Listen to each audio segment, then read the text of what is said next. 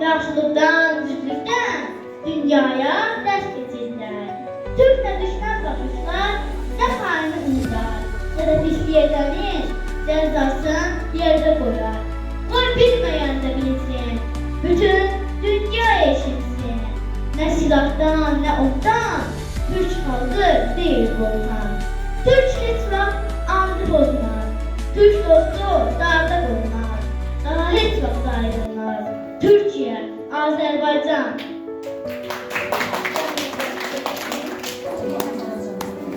Sülhün azadlıq nəğməsi sevindirsin hər bir kəsi.